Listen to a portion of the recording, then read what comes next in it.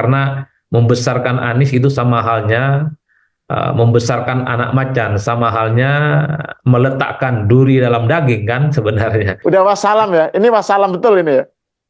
Kalau kemarin saya wassalamnya agak gambling karena ada putusannya tak lagi jadi gubernur dan kalah di Pilpres, aura kebintangan Anies kan bisa kita saksikan dengan nyata tak lagi jadi darling. Ya buktinya tiga partai pengusung di Pilpres di Jakarta wassalam, mereka kompak balik badan dan tak sedikit pun meninggalkan bekas tertarik untuk mengusung Anies.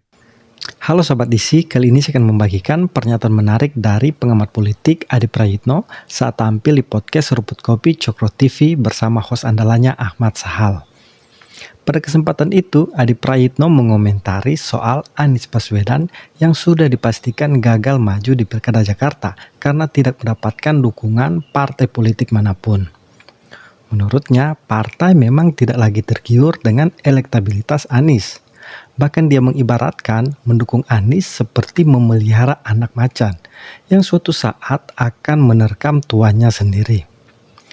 Dia juga menegaskan saat ini Anies sudah wassalam beneran. Anies 100% tidak bisa maju di Pilkada Jakarta. Menurutnya Anies harus belajar banyak kepada Prabowo Subianto. Kalau ingin menjadi presiden harus berupaya keras dan tahan banting. Tidak boleh hanya duduk berpangku tangan dan berharap partai politik datang dan meminang. Untuk lebih jelasnya, yuk kita simak bersama video berikut ini. Karena membesarkan Anies itu sama halnya membesarkan anak macan, sama halnya meletakkan duri dalam daging kan sebenarnya.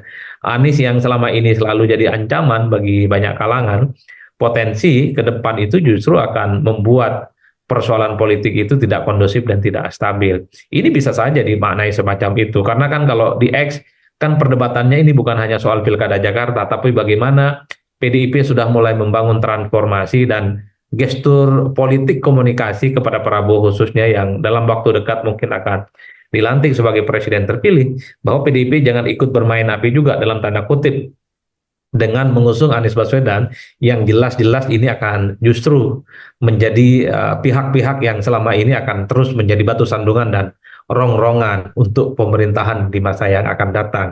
Karena apapun, Anies pastinya akan dijadikan sebagai alat pihak-pihak yang selama ini tidak suka dengan pemerintah. Sepertinya begitu Bang Sah. Nah, kalau kita agak kembali flashback dikit ya ke beberapa hari yang lalu, kan ada sejumlah kalangan di PDIP, tokoh-tokoh PDIP yang mendukung Anies ya. Itu kan model seperti orang seperti Mas Hasto ya, Sekjen, kemudian Mas Hinton, kemudian Deddy Sitorus. Itu kan betul-betul yang melihat Pilkada Jakarta adalah ajang untuk melawan Jokowi. Jadi tujuan mereka itu bukan pilkadanya itu sendiri, tetapi bahwa sosok yang harus ditampilkan adalah yang betul-betul anti Jokowi lah gitu, perubahan, oposisi dan lain-lain, dan dia melihat ada pada Anies. Nah, kira-kira kelompok atau kubu yang seperti ini di PDIP gimana kelanjutannya itu? Mereka kan pengen menjadikan ini battleground untuk melawan Jokowi lah gitu ya. Ya, kan di PDIP sebenarnya banyak aliran dan banyak kepentingan Bang, terutama friksi-friksi di dalamnya. Jadi ada aspirasi yang kemudian menyebut Anies, dulu ada yang menyebut Andika, ada yang menyebut Risma, ada yang menyebut Pramono, kan banyak dari dulu. Tapi setelah diputuskan bahwa Pramono Anung itu sebagai calon gubernur yang dipilih, maka friksi-friksi itu hilang, tegak lurus semuanya. Karena setahu saya ada istilah yang sering dikutip oleh PDIP, banteng itu harus berbaris. Yang tidak berbaris itu adalah celeng kan. Oleh karena itu bagi mereka satu-satunya cara dan argumen untuk mengalahkan dominasi Kimplas yang mengusung Ridwan Kamil dan Suswono adalah Anies Baswedan. Karena bagi kubu yang tertarik mengusung Anies, bagi mereka pertarungan itu ya bukan hanya soal kader dan tidak kader, yang paling penting adalah menang. Karena menang itu biasanya itu bisa banyak bicara hal, Bang. Tapi kalau kalah, itu tak ada penjelasan apapun yang bisa disampaikan ke publik. Kalau saya sebenarnya termasuk yang agak sedikit pro ya, ketika PDIP itu berkoalisi dengan Anies, tidak ada yang salah. Dan tidak harus menjadikan Anies sebagai kader. Namanya koalisi pasti ada mutual interesting dan mutual understanding. Anies misalnya calon gubernur, wakilnya dari kader PDIP. Sebut saja misalnya seperti Rano Karno, kan masih ada variabel PDIP-nya sebenarnya, meski nomor satunya itu adalah Anies Baswedan. Dalam konteks itu, dalam sebuah kerjasama politik, tentu tidak ada yang rugi dan tidak ada yang untung, sama-sama untung, win-win solution. Nah, yang rugi itu kalau calon gubernurnya Anies, wakil gubernurnya orang lain, baru kemudian PDIP akan dipermasalahkan. Ini kerjasama politik biasa sebenarnya. Karena di berbagai tempat misalnya PDIP dulu kan sangat kelihatan anti dengan PKS. Di berbagai tempat ada kerjasama kok antara PDIP dengan PKS. Saya kan dari awal ngomong juga nih dengan Bang Sahal di Cokro TV ini mengatakan nggak ada yang salah dari PDIP berkoalisi dengan Anies. Why not? Karena sifatnya saling membutuhkan, terutama untuk mengakselerasi bagaimana menang di Jakarta. Anies adalah salah satu opsi yang dinilai punya potensi untuk memenangkan pertarungan. Karena ceruk pemilihnya itu jauh lebih besar ketika misalnya ada kawin politik dengan Anies Baswedan. Kalau begini ceritanya Pramono Anung, kemudian hanya dengan Rano Karno, ceruk pemilih di luar PDIP ini sulit untuk didapatkan. Pramono Anung ya pemilihnya nasionalis, Rano juga pemilih nasionalis, terkonsolidasi di pemilih-pemilih kawan-kawan PDIP. Tapi kalau ada Anies Baswedan atau bukan Anies atau siapalah judul dari kalangan yang kelihatan sosok politik Islamnya, ada tambahan, ada insentif yang bisa ditambahkan. Tapi sekali lagi ini bacaan kita secara normatif. Tapi ya inilah PDIP yang kita bisa lihat hari ini Bang, dan di berbagai tempat memang PDIP itu memang cenderung untuk mengusung kader mereka itu untuk bertanding dari kalangan internal mereka, termasuk di Jawa Tengah. PDIP tak berkoalisi dengan partai manapun, Bang, mengusung Andika dan Hendi.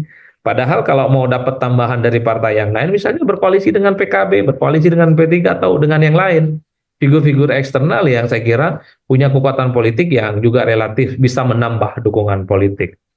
Jadi pada disinilah saya punya kesimpulan sederhana bahwa bagi PDIP kader itu adalah utama, pilkada itu adalah ajang memuliakan kader mereka sebagai salah satu kontestan, kalah menang itu soal bonus. Ya. Oke, nah ini yang terakhir nih. Saya kira kita perlu juga membahas soal Anies ya, karena kan ini faktor perkembangan yang sangat menarik dan begitu mendadak ya. Kan kalau kita lihat hari Senin itu kan Anies sudah pakai batik merah ya, kemudian sudah pamit sama ibunya. Itu kan artinya sudah ada sinyal yang kuat lah gitu bahwa memang akan dapat rekomendasi dari Bu Mega gitu. Tapi nyatanya kan tidak gitu. Nah, ini sebuah perkembangan yang menarik. Nah, yang perlu dilihat ini adalah Anies ke depan ini gimana setelah tidak dapat tiket dari PDIP. Apakah masih ada harapan nggak misalnya PKB tiba-tiba tidak ke Kim Plus tapi mendukung Anies gitu misalnya tinggal 1 hari loh ini. Terus yang kedua, Anies kan melihat Pilkada Jakarta itu kan sebagai ajang persiapan untuk 2029. Nah, ajang itu sekarang peluangnya makin kecil nih, bahkan mungkin nggak ada lah gitu, untuk dia peroleh. Terus 2029 ini gimana bagi Anies nih? Gimana Bung Adi melihatnya? 2 hal itu. Kalau untuk maju Jakarta, rasa-rasanya memang sudah tergembok, bahkan dicor ya, nggak ada kesempatan. Setahu saya. Udah wassalam ya, ini wassalam betul ini ya. Kalau kemarin saya wassalamnya agak gambling karena ada putusannya. Tapi per hari ini kan kita juga melihat bagaimana PKB juga memberikan dukungan politiknya ke Kim Plus. Jadi dukungan ini secara definitif sudah dibawa dan didaftarkan ke KPU. Rasa-rasanya agak sulit Bang bagi Anies untuk maju kembali ya. Jadi ya, bagi saya Anies untuk urusan Jakarta sudah selesai, the end dan wassalam. Jadi kalau berpikir tentang Anies ingin kembali muncul di panggung politik kan opsinya 2. Masuklah partai politik, berkarya di situ, berkarir di situ, membangun jejaring dari awal. Atau yang kedua, bikin organisasi sosial kemasyarakatan. Anies kan jago Bang, ilmu politik, ahli politik, ilmunya mantap gitu, mantan rektor Paramadina, aktivis HMI, lulusan Amerika. Saya kira kalau ini dimanfaatkan sebagai sebuah gerakan sosial, sekalipun Anies misalnya tidak terjun dalam dunia secara praktis, tapi aktivitas sosialnya inilah yang kemudian akan terkoneksi sebagai figur yang terus akan dibicarakan oleh publik ya, sebagai sosok yang dinilai punya potensi di masa yang akan datang untuk terus muncul sebagai calon-calon pemimpin di masa yang akan datang. Saya pernah nulis di salah satu koran nasional ketika Prabowo Subianto terpilih jadi presiden, Bang. Belajarlah dari Prabowo Subianto. Prabowo itu 4 kali, Bang, ikut kompetisi. Pernah ingin maju Pilpres melalui konversi Golkar, gagal dia saat itu 23-24 kalau tidak 2003 ataupun 2004, saya lupa persis. Gagal. Prabowo ikut konvensi Golkar saat itu, tapi kan Prabowo tidak patah arang, keluar dari Golkar bikin Partai Gerindra. 2009 maju sebagai wakil pendampingnya Megawati, kalah. Tanding lagi 2014 maju sebagai kandidat Pilpres, kalah. Setelah itu tanding lagi 2019, kalah. 2024 ada rezekinya, takdir Tuhan mengantarkan Prabowo sebagai presiden. Anies baru sekali kalah kok. belum seberapa dibandingkan perjuangan yang dilakukan oleh Prabowo Subianto yang dinilai dari bawah itu, Bang. Artinya kalau Anies terus punya mimpi untuk menjadi presiden di Republik Indonesia, opsinya cuma dua: bikin partai politik, ikut partai politik, atau dia bikin organisasi sosial kemasyarakatan. Saya kira di situ kuncinya, nggak ada cerita lain, Bang. Karena ada Kalau kecenderungan di opsi negara kita. bikin podcast gitu gimana menurutmu? Karena Kan sekarang politik ini tidak hanya cukup di ruang maya, Bang, ya. Tidak cukup hanya di enggak, tapi narasi. tadi itu ya soal belajarlah pada Prabowo gitu. Poinnya Bung Adi. Tapi kan Anies ngasih nilai Prabowo 11. Masa dia mau belajar sama orang yang dikasih nilai 11 dari 100 gitu? Itu yang dinilai soal kinerjanya sebagai Menhan. Enggak, saya bercanda. Ya, tapi Ya. itu sesuatu Maksud yang saya PR yang soal ini, Bang, ketahanan secara politik, soal kesabaran secara politik. ya, Saya ya. kira Prabowo itu adalah contoh yang sempurna bagi saya. Tentu terlepas dari plus minus yang ada. Prabowo 4 kali, Bang, bahkan ya, hampir 5 kali lah kira-kira begitu, punya mimpi untuk menjadi presiden di Republik ini, ikut konvensi Golkar supaya Golkar mencalonkan dirinya sebagai calon presiden, kalah nggak dapat tiket kan. Kemudian dengan Megawati, kemudian dengan Hatta Rajasa, kemudian dengan siapa lagi, Sandiaga Uno, dan yang terakhir dengan Gibran, baru ada jodohnya menang jadi presiden.